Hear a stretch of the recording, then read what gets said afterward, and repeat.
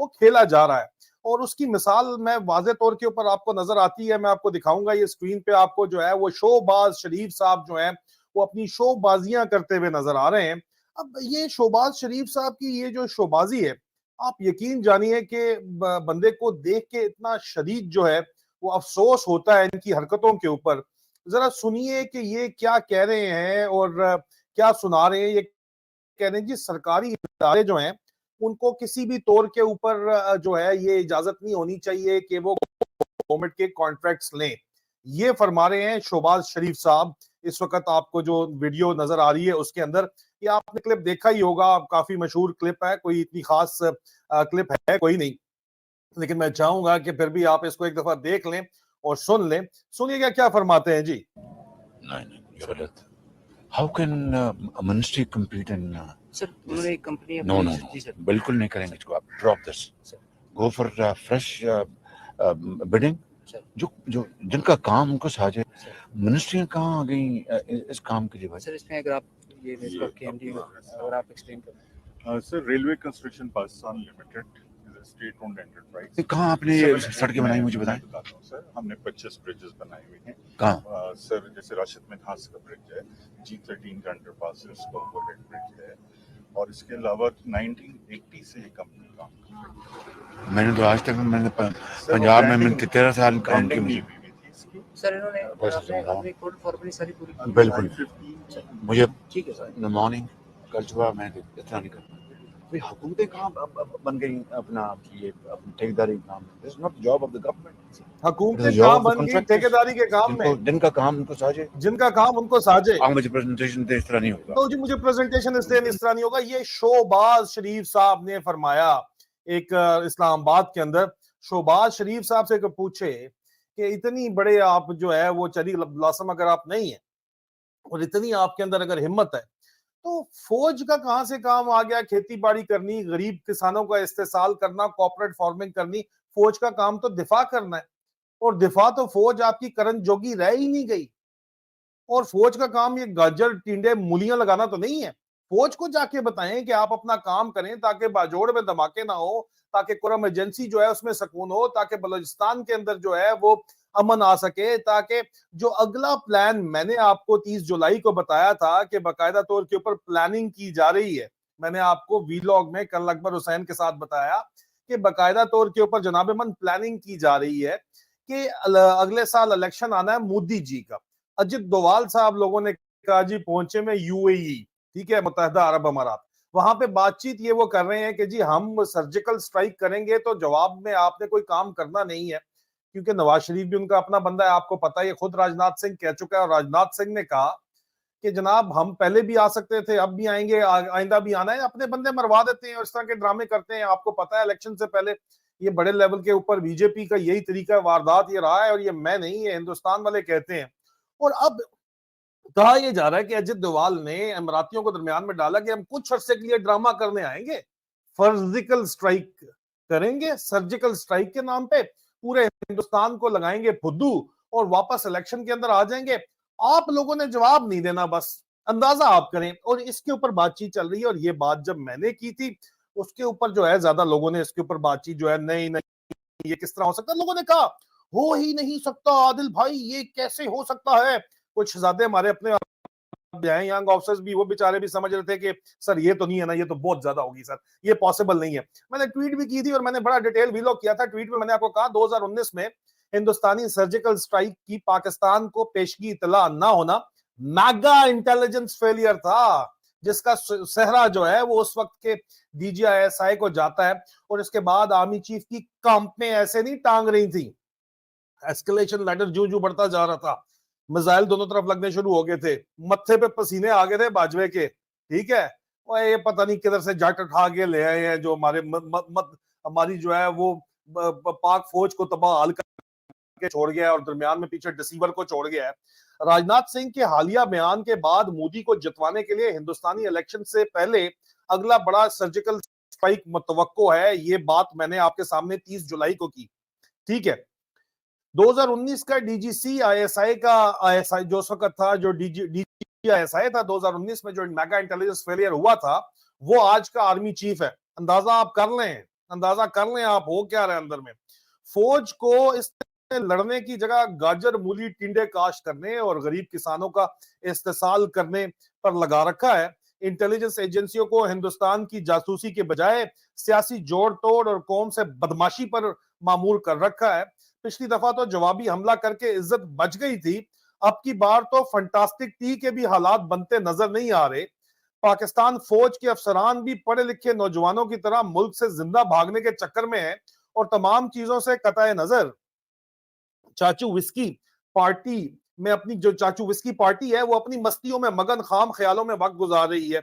मजीद तफसीलात मैंने इसके ऊपर जो है अजीजान मन वो डिस्कस की कर्नल अकबर हुसैन के साथ। ये जो वीलॉग आपको नजर आ रहा है ये तो खैर आज का वीलॉग है, ये भी देखिएगा, लेकिन कर्नल अकबर हुसैन के साथ मैंने इसकी मजीद तफसीलात जो है वो डिटेल में डिस्कस की कि इंडिया जो है वो सर्जिकल स्ट्राइक जो अगली करेगा उसमें पाकिस्तान जवाब देने जोगा भी नहीं होगा, क्योंकि पहले तो जवाब पता नहीं इमरान खान साहब थे तो जवाब दे गए थे, अभी तो इमरान खान साहब को भी साइड पे करके नियो मार्शल लॉ जो लगा है पाकिस्तान के अंदर उसको चलाना ये चाहते हैं।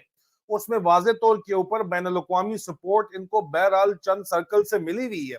बैन अल-अक़वामी ममालिक के सहाफी आके पाकिस्तान में इस्लामाबाद में तस्वीरें खचवा के जो यहाँ पे दिखा रहे हैं भिजवा रहे हैं, जाहिरी बात है वो इनको इस नियो मार्शल लॉ को सपोर्ट कर रहे हैं। उनको क्या लगे कि पाकिस्तान में जमहूरियत है या नहीं है, जब तक उनकी कंपनियों को ठेके मिल रहे हैं, जब तक पाकिस्तान से वो नचोड़ रहे हैं जूस, उस वक्त तक क्या उनको जरूरत पड़ी है कि वो किसी भी तौर के ऊपर जो है वो कोई भी बात करें। लेकिन बहरहाल आदिल राजा ने बात की, बड़े लोगों को इतराज हो गया।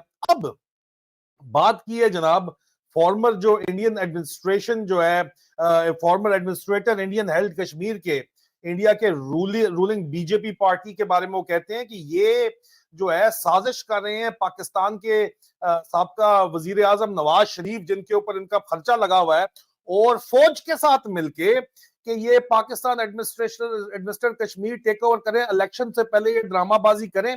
मैं नहीं कहता, आप सुन लें ताकि आपको यकीन आ जाए। ये हमारे दोस्त अली मुस्तफा ने जो चीज शेयर की है इसको भी आप ये सुन लें। वो जो बयान आ रहे हैं राजनाथ सिंह तो बहुत सुरते आदमी, वो ऐसी बात बोल ही नहीं सकते जब तक उनकी जानकारी ना हो। तो नई जानकारी रही होगी कि ये एलओसी क्रॉस करेंगे और इनकी सेटिंग है पाकिस्तान के साथ, ताकि पाकिस्तान एक्ट ना करे। पाकिस्तान एक्ट करेगा तो चाइना को भी एक्ट करना होगा, उसकी रोड है उस एरिया से, तो वो सब सेट करके तब करेंगे। या फिर ये केवल मीडिया कंजम्पशन के लिए किया जाए? नहीं, बिल्कुल ये कोई ना कोई काम जरूर होगा, चाहे राम मंदिर पे हमला हो, चाहे किसी बीजेपी नेता की हत्या हो, चाहे एलओसी पार करना हो, कोई ना कोई खेल चुनाव से पहले ये करेंगे। ये बड़ी बात बोल रहे हैं जी, इनकी बनावट है। आप देखिए इनका पूरा कैरियर थ्रू आउट ये अपने लोगों को मरवाते रहे, ये इस तरह के काम करते रहे। ऐसे कोई आपको जानकारियां कोई लोग देते हैं कि ऐसे अटैक हो सकते हैं? गवर्नर सत्यपाल मलिक साहब वो जो बयान आ रहे हैं राजनाथ सिंह तो बहुत सुरते आदमी, वो ऐसी बात।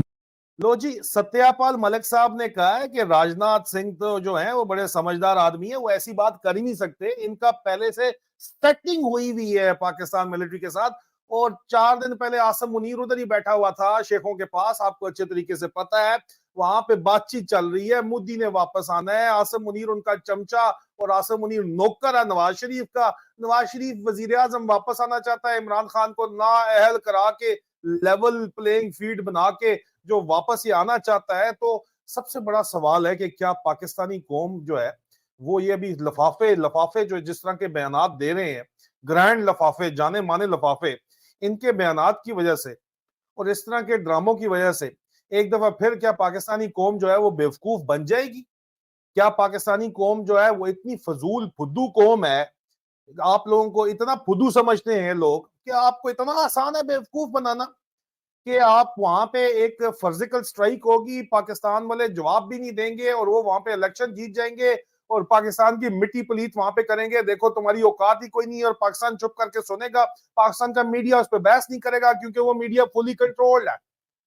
और साथ साथ इमरान खान को जो नाअहल करने ये तोशा खाना केस के अंदर जा रहे हैं, तो अजीजा ने मन तोशा खाना केस की हकीकत मेरा जो गुज़िश्ता वीलॉग है, कर्नल अकबर हुसैन ने ये चेयरमैन नैब नहीं बनाया हुआ है ना, चेयरमैन नैब खुद तोशा खाना से मुस्तफीद है। ये बातें करते हैं बड़ी बड़ी, ये सारे फौजी जो हैं आर्मी चीफ के तोशेखाने का रिकॉर्ड निकाल के दिखा दो। ये जो डबल स्टैंडर्ड तुम लोग चला रहे हो, ये क्या पाकिस्तान जो है, ये पाकिस्तान को मजीद तोड़ने की तरफ लेके जा रहे हैं? ये मेरी जाती राय के मुताबिक मुझे ये नजर आता है। और अगर पाकिस्तान के अंदर इस वक्त कुव्वतें जो काम कर रही हैं, जो कि पाकिस्तान को बचा के रखना चाहती हैं, तो वो यकीनी तौर के ऊपर उनको अब हरकत में आना पड़ेगा। जो वो कह रहे हैं कि 10 साल बाद हरकत में आएंगे, तो उनको अब हरकत में आना पड़ेगा और पाकिस्तानी कौम को भी जागना पड़ेगा। आपके ड्राइंग रूम में बैठे बैठे सारा काम जो है ये नहीं चल सकता। अजीजान मन, प्लीज ट्राई टू अंडरस्टैंड।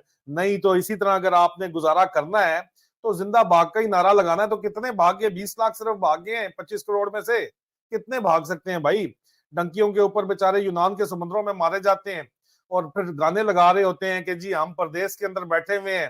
तो प्रदेश में ही बेचारों ने बैठना है, जाके इलीगल इमिग्रेंट्स के तौर पर बैठ के काम करते हैं लोएस्ट से भी लोएस्ट वेजेस के ऊपर। इससे तो अच्छा पाकिस्तान में मेहनत मजदूरी कर लें, लेकिन पाकिस्तान में काम करने के लिए है ही नहीं।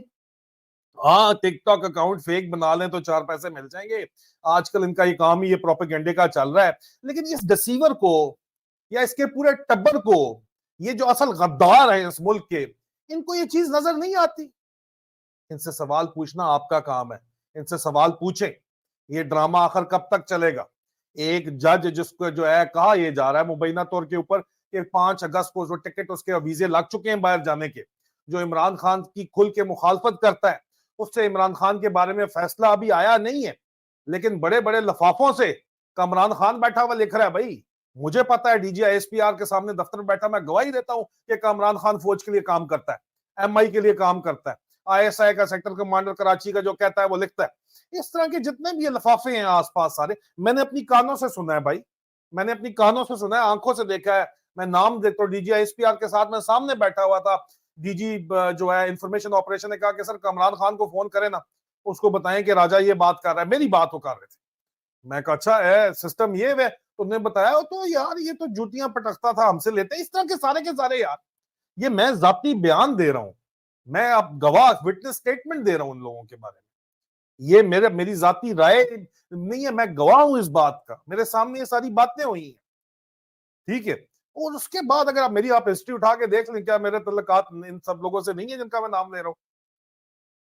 क्या मैं मेन स्ट्रीम मीडिया के अंदर नहीं लिख रहा था? खैर वो किसी और दिन जरूर बात करेंगे। लेकिन ये लफाफे इनसे बुलवा के ये पहले से फैसला बता रहे हैं कि इमरान खान तो कुछ भी नहीं होता, नायल हो जाएगा। पहले भी होता रहा है, ठंडा करने की कोशिश कर रहे हैं आपको। वो खैर होता रहता है, पहले भी चलता रहता है। बैनुल-अक़वामी सतह पे कहा जा रहा है सब अच्छा बोलो, बताया जा रहा है दाएं बाएं ऊपर नीचे से सब अच्छा बोलो, कुछ नहीं होता, सब अच्छा बोलो। सब अच्छा नहीं है सर, सब अच्छा नहीं है। Try to understand this. आप जलती पे तेल फेंक रहे हैं। आप जाके बाजोड़ में, कुरम में, खैबर में, मोमंद में, आप जाके औरंगजेई में, आप जाके कहीं पे बातें, कोहाट लाची के एरिया में, लतंबर में, आप जाके एक दफा सुनो तो सही कि लोग क्या बातें कर रहे हैं। आप बलुचिस्तान में, जोब में, पंजगूर में आप जाके बातें तो सुनो कि क्या लोग बातें कर रहे हैं। आप क्यों पाकिस्तान तोड़ना चाहते हो? आप क्यों ग्रेटर पंजाब के चक्कर में पाकिस्तान तोड़ना चाह रहे हो? क्या मिल जाएगा आपको इससे? ये काम होने वाला नहीं है, ये तोड़ पहुंचने वाला नहीं है, क्योंकि ये सिर्फ और सिर्फ पाकिस्तान तोड़ने और पाकिस्तान से गद्दारी का प्लान है जो इस वक्त बनाया जा रहा है। और ये जो ट्रांसनेशनल रिप्रेशन के जरिए आप मेरे जैसे लोगों की आवाज को दबाने की कोशिश कर रहे हैं, ये दबने वाली इंशाअल्लाह नहीं है। अल्लाह हक है, अल्लाह सच है और सदा बादशाही सुने रब की है। बहुत जल्द इंशाअल्लाह आपसे दोबारा मुलाकात होगी। फी अमान अल्लाह।